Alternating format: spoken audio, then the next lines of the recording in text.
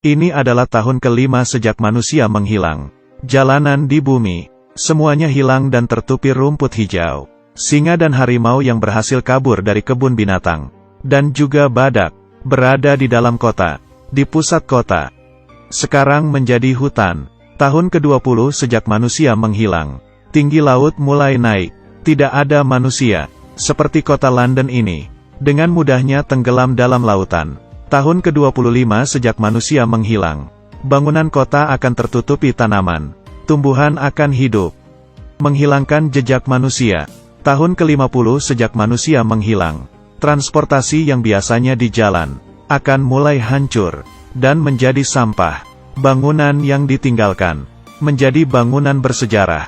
Di tahun ke-100 sejak manusia menghilang, yang bersama dengan manusia selama 125 tahun. Jembatan Brooklyn, setelah manusia menghilang, 100 tahun pun tidak bisa bertahan. Tali mulai putus, dan jembatannya mulai rusak. Pada akhirnya roboh. Semuanya menjadi peninggalan. Bangunan-bangunan roboh, dan buku-buku dalam perpustakaan. Semuanya juga menjadi abu. Dan itu semua kita kira. Peradaban ukiran batu, yang kita tinggalkan. 150 tahun sejak manusia menghilang. Jalanan di jalan akan mulai roboh, dan bangunan tinggi menjadi tempat tinggal berbagai burung dan binatang kecil, menjadi suatu ekosistem. Dan di saat itu, berbagai makhluk hidup air mulai bertambah. Tidak ada populasi yang diakibatkan manusia, membuat perkembangan makhluk hidup semakin cepat. Dengan hanya 150 tahun, peradaban diturunkan dari generasi ke generasi. Tidak banyak yang tersisa, kemudian banyak bangunan tinggi yang roboh.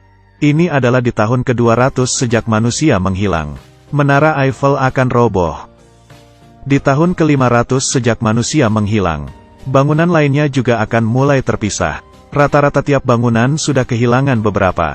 Di tahun ke-100 hingga 500 sejak manusia menghilang, adalah waktunya dunia memasuki zaman kerobohan.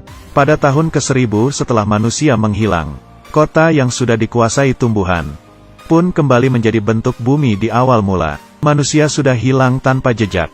Tahun ke-5000 setelah manusia menghilang, alam di bumi pun kembali ke bentuk awal. Udara semakin bersih, air semakin jernih. Setelah manusia hilang selama 10.000 tahun, makhluk pintar pun menggantikan manusia, dan mulai mengontrol bumi. Besi yang mulai hancur, kayu yang mulai hancur.